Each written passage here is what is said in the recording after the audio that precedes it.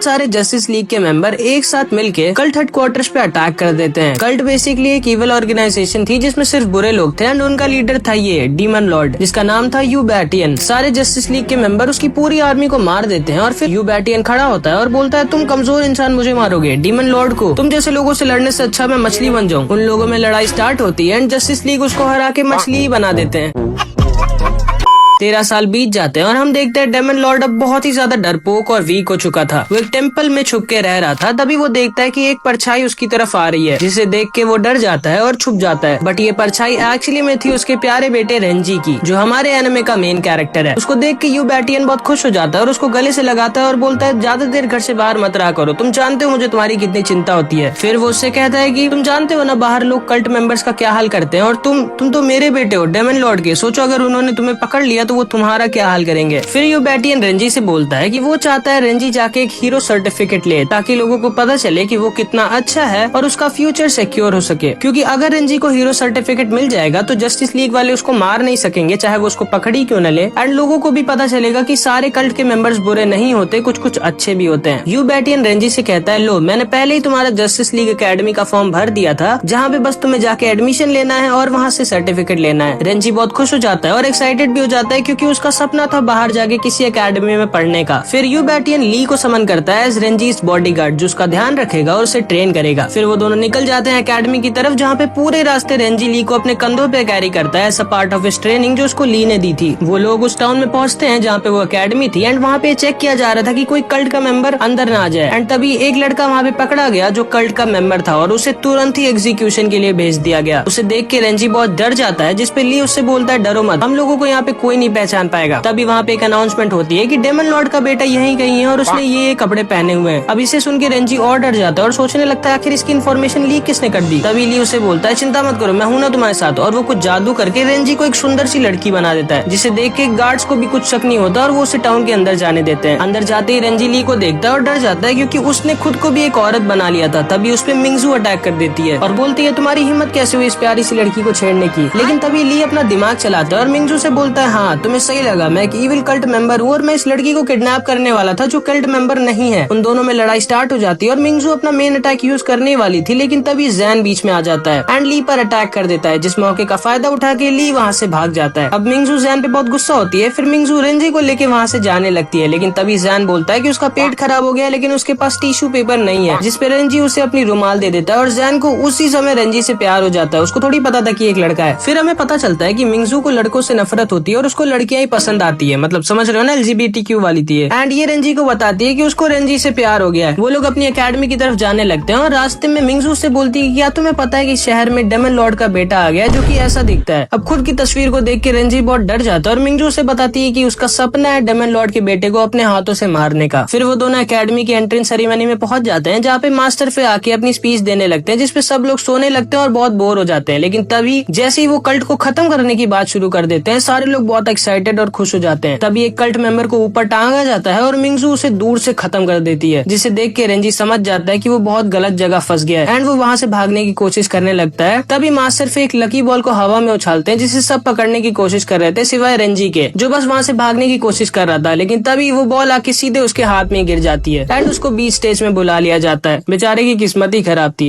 And क्योंकि वो जीता था, इसलिए मास्टर फे डिसाइड करते हैं कि वो उसको अपनी 10 साल की एनर्जी देंगे एंड वो उससे कहते हैं कि लाओ मुझे अपना हाथ दो, जिसपे रेंजी मना कर देता है, क्योंकि वो जानता है कि मास्टर फे ने अगर उसका हाथ पकड़ लिया तो वो समझ जाएंगे कि ये एक कल्ट मेंबर है। वो पूरी स्टेज में भागने लगता है और मास्टर फे उसके पीछे पीछे भागने लगते हैं। तभी रेंजी उसे बार बार बोलता है उसे नहीं चाहिए उसकी की एनर्जी, वो खुद से ट्रेन होकर स्ट्रॉन्ग होना चाहता है, जिसपे मास्टर फे कहते हैं, अच्छा ठीक है रुक जाओ, मैं नहीं दे रहा हूँ तुम्हें अपनी एनर्जी। रेंजी रुक जाता है और स्टेज से नीचे जाने लगता है, लेकिन तभी मास्टर फे पीछे से उसको लॉन्ग डिस्टेंस एनर्जी ट्रांसफर कर देते हैं, जिससे रेंजी के अंदर मास्टर फे की 10 साल की एनर्जी आ जाती है एंड वो बहुत स्ट्रॉन्ग हो जाता है और बहुत ही ज्यादा रिलैक्स्ड हो जाता है। लेकिन तभी एक गड़बड़ हो जाती है, मास्टर फे की लॉन्ग डिस्टेंस एनर्जी ट्रांसफर की वजह से रेंजी के चेस्ट इम्प्लांट्स गिर जाते हैं, मतलब उसके फेक बूब्स। अब सारे लोग सोचने लगते हैं कहीं ये कोई कल्ट मेंबर का लड़का तो नहीं है, क्योंकि उसने फेक बूब्स लगाए हुए हैं, और सब उसके बारे में उल्टा सीधा बोलने लगते हैं। रेंजी को लगता है अब तो वो गया, उसे उसके पापा के साथ बिताए हुए सारे पल याद आने लगते हैं एंड वो सोच रहा होता है कि उसने कितनी बड़ी गलती कर दी यहाँ पे आके। लेकिन तभी उसके सामने मिंगजू खड़ी हो जाती है और बोलती है क्या हुआ अगर इसने चेस्ट इम्प्लांट्स लगाए तो मे भी शायद उसको उसके छोटे बूब्स पसंद नहीं होंगे, हर किसी के बड़े नहीं होते। होते हैं, इसलिए उसको छुपाने के लिए उसने ये किया होगा। इसका फेस और इसकी बॉडी देखो, कौन सा एंगल से तुम लोगों को ये लड़का लग रहा है। लेकिन फिर भी कई लोगों को यकीन नहीं हो रहा था, जिसपे मिंगजू ने रेंजी को किस कर दिया स्टेज पे। एंड क्योंकि पूरा टाउन ये जानता था कि मिंगजू को लड़कों से नफरत है, इसीलिए वो सब यकीन कर लेते हैं कि हाँ रेंजी एक लड़की है। इसके बाद हम देखते हैं कि इन दोनों का प्लेसमेंट टेस्ट होता है, मतलब रेंजी को कौन सी क्लास मिलेगी। एंड अगर वो इस टेस्ट में फेल हो जाता है तो उसको एकेडमी से निकाल दिया जाएगा। एंड ये टेस्ट ले रहा होता है केन। एंड ये जो केन होता है, इसको रेंजी से नफरत होती है, क्योंकि इसको ऐसे बच्चों से बहुत नफरत होती है जिनका कोई फैमिली बैकग्राउंड नहीं होता। पहले टेस्ट में इन सभी लोगों को इस रिंग के 50 लैप्स लगाने थे, लेकिन केन रेंजी से बोलता है कि तुमको 100 लैप्स लगाने हैं। जिसपे रेंजी उससे पूछता है कि ऐसा क्यों, जिसपे ये कहता है चुपचाप लैप्स लगाने हैं तो लगाओ वरना घर चले जाओ। एंड रेंजी, वो तो डेमन लॉर्ड का बेटा था, वो तुरंत ही 100 लैप्स लगा देता है, जिसे देख के ये डर जाता है। केन को यकीन नहीं होता कि आखिर इसने ऐसा किया कैसे। जिसपे मिंगजू से बोलती है कि इसके पास मास्टर फे की 10 साल की एनर्जी है, तो ये ऑब्वियसली आराम से कर सकता है। अगले टेस्ट में सबको 3 कुनाई नाइफ्स मिलते हैं एंड सबको एक टारगेट पे मारना होता है, जिसपे रेंजी एक बार में तीनों कुनाई नाइफ से बुलजाय मार देता है, जिसे देख के सब उसके फैन हो जाते हैं। एंड रेंजी अपने दोनों ही टेस्ट पास कर देता है, लेकिन फिर भी केन उससे कहता है कि तुम फेल हो गए। रेंजी उससे पूछता है कि ऐसा क्यों, मैंने तो सारे टेस्ट पास किए हैं। जिसपे केन उससे कहता है मेरा मन, मैं तुम्हें नहीं पास करना चाहता, इसलिए तुम फेल हो गए। मिंगजू भी उससे कहती है कि ये तो गलत है, जिसपे केन उससे कहता है कि चुपचाप रहो वरना मैं तुम्हें भी निकाल दूंगा एकेडमी से। रेंजी बहुत दुखी हो जाता है एंड वहाँ से जाने लगता है, लेकिन तभी एक लड़की वहाँ पे एकदम हीरो वाली एंट्री लेती है, जिसका नाम था बाई। बाई रिंग में आती है एंड केन से कहती है ये तुम गलत कर रहे हो, और वो ऐसा नहीं होने देगी। वो केन को एक डुएल के लिए चैलेंज करती है एंड बोलती है अगर उसने केन को हरा दिया तो उसको रेंजी को पास करना होगा। जिसपे केन उसके चैलेंज को एक्सेप्ट कर लेता है एंड उन दोनों में लड़ाई स्टार्ट हो जाती है। एंड केन बाई की बैंड बजा देता है। वो हार मान जाती है एंड जमीन पे गिर जाती है। टू बी ऑनेस्ट बहुत ही ज्यादा वीक थी भाई। जिसपे केन उसे और उसके पापा जो अब खत्म हो चुके हैं उनके बारे में उल्टा सीधा बोलने लगता है कि उसके पापा भी उसी की तरह बहुत वीक और किसी काम के नहीं थे, और भी बहुत कुछ। अब बाई उसके पापा की बुराई सुन के रोने लगती है, क्योंकि वो अपने पापा से बहुत प्यार करती थी। एंड फिर वो किसी तरह उठ के दोबारा केन को मारने की कोशिश करने लगती है, लेकिन केन उसे दूर फेंक देता है एंड डिसाइड करता है कि अब वो इस फाइट को खत्म कर देगा। और वो बाई के ऊपर एक बहुत ही ज्यादा स्ट्रॉन्ग अटैक यूज कर देता है, जिसे हमारा हीरो आके बीच में रोक देता है और केन से कहता है तुम्हें लड़ने का बहुत शौक है ना, और अपने आप को बहुत स्ट्रॉन्ग समझते हो तुम, और मुझसे लड़ो।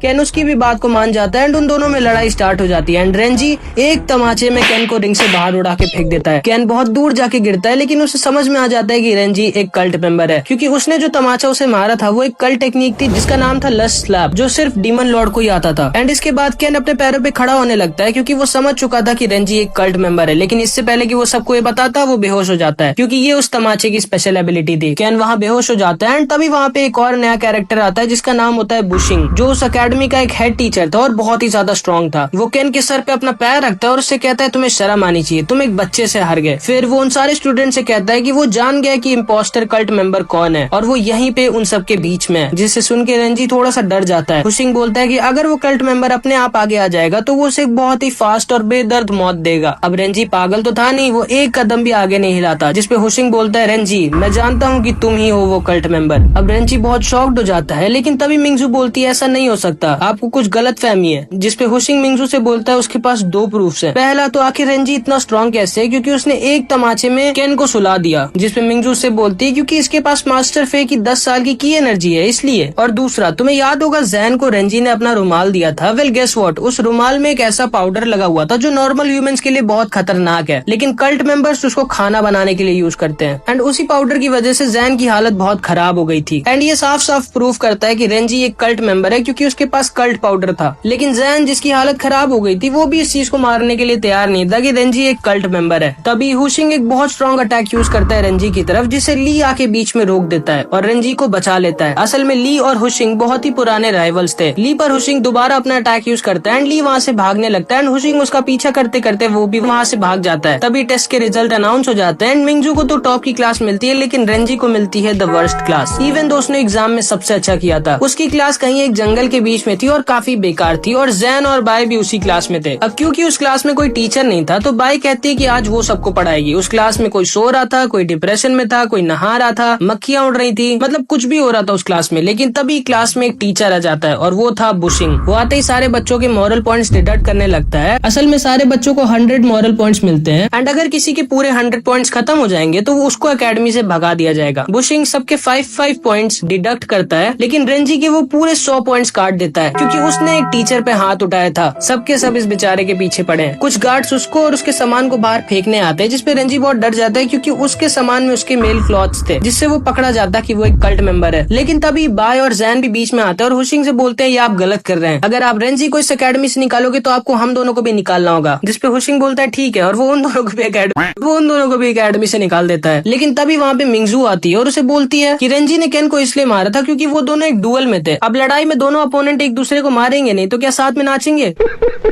एंड अगर उसने रेंजी को निकाला तो उसको जैन और बाय के साथ उसे भी निकालना होगा। एंड हुशिंग ऐसा नहीं कर सकता था क्योंकि मिंगजू एक बहुत ही हाई क्लास फैमिली से बिलोंग करती थी। हुशिंग को उसकी बात को मानना पड़ता है, लेकिन वो मिंगजू की बदतमीजी की वजह से उसको भी उसी क्लास में डाल देता है। तभी वहाँ पे हेडमास्टर फे आ जाते हैं एंड वो बताते हैं कि क्योंकि तुम लोगों के क्लास टीचर जो कि केन था वो बीमार है, इसीलिए हुशिंग अब तुम लोगों का क्लास टीचर है। जिसे सुन के हुशिंग बिल्कुल भी खुश नहीं था और फिर मास्टर फे रेंजी और मिंगजू दोनों को 5-5 पॉइंट्स दे देते हैं और उन दोनों को एक साथ एक ही कमरे में रहने के लिए कहते हैं क्योंकि वो दोनों लड़कियां थी। वो दोनों एक कमरे में एक साथ जाते हैं, लेकिन तभी मिंगजू रेंजी को पकड़ लेती और उससे बोलती है कि वो जान चुकी है तुम ही डेमन लॉर्ड के बेटे हो क्योंकि उसने उसके लड़कों के कपड़े देख लिए थे। वो उससे पूछती है कि तुम यहाँ क्या कर रहे हो और यहाँ क्यों आए हो, जिसपे रेंजी उसको सब कुछ सच सच बता देता है कि वो बस एक गुड हीरो का सर्टिफिकेट लेने आया है। जिसपे मिंगजू उसका यकीन नहीं करती, जाने लगती है उसको रिपोर्ट करने के लिए, लेकिन रेंजी उसको अपनी प्यार भरी आंखों से किसी तरह कन्विंस कर देता है एंड मिंगजू उसकी बातों को मान जाती है एंड उससे कहती है क्योंकि लोगों ने बीच स्टेज में इतने सारे लोगों के सामने किस किया था, इसीलिए तुम्हें अब एक लड़की ही बन के रहना होगा। जिसे रेंजी मान जाता है। अगले दिन वो और उसकी पूरी क्लास साथ में बातें कर रहे होते हैं, लेकिन तभी बुशिंग एक बहुत ही कमाल की एंट्रेंस लेता है और सबसे बोलता है आज तुम लोगों का कॉम्बैट टेस्ट है, मतलब तुम लोग एक दूसरे से 1v1 करोगे और जो हारेगा उसके 5 पॉइंट्स डिडक्ट हो जाएंगे। एंड क्योंकि रेंजी के पास सिर्फ 5 पॉइंट्स थे, इसीलिए अगर वो हारता तो उसके 0 पॉइंट्स हो जाते और वो अकेडमी से निकाल दिया जाता। इसीलिए मिंगजू उससे धीरे से बोलती है कोई नहीं, तुम मेरे से लड़ना, मैं तुम्हें जीतने दूंगी। जिसपे हुशिंग बीच में आता है कहता है नहीं, क्योंकि रेंजी के पास मास्टर फे की 10 साल की एनर्जी है, इसीलिए रेंजी से वो खुद लड़ेगा। पहली फाइट थी मिंगजू और इसके बीच, जो शुरू होने से पहले ही खत्म हो जाती है क्योंकि इसकी आईसाइट बहुत वीक थी, तो ये सर्कल से खुद ही बाहर निकल जाता है एंड एक पत्थर पे मारने लगता है। मुझे समझ में नहीं आता इसने टेस्ट कैसे पास किया था। नेक्स्ट फाइट थी जेन और इसकी एंड ये दोनों बीच फाइट में एक दूसरे की बहुत तारीफ करने लगते हैं, जिसपे इन दोनों को ही लूजर डिक्लेयर कर दिया जाता है। अगली फाइट थी बाय और इसकी, और तुम पहले समझ गए होगे कि कौन जीता होगा। एंड अब आती है मेन फाइट रेंजी और हुशिंग की। हुशिंग उससे बोलता है इवन दो वो एक बच्चा है, वो फिर भी बिल्कुल भी होल्ड बैक नहीं करेगा एंड रेंजी को अपनी पूरी ताकत से मारेगा। रेंजी डर जाता है क्योंकि वो जानता है हुशिंग को वो 1v1 में बिना उसकी खुद की कल्ट एनर्जी को यूज किए नहीं हरा सकता। एंड इसके बाद जो हुआ वो बहुत ही ज्यादा शॉकिंग था, जो कि हम अगले पार्ट में देखेंगे। इस वीडियो में इतना ही। वीडियो अच्छी लगी तो लाइक जरूर कर देना एंड कमेंट्स में जरूर बताना कि तुम्हें ये एनिमे और ये वीडियो कैसी लगी। एंड अगर तुमको भी ऐसी एनिमेस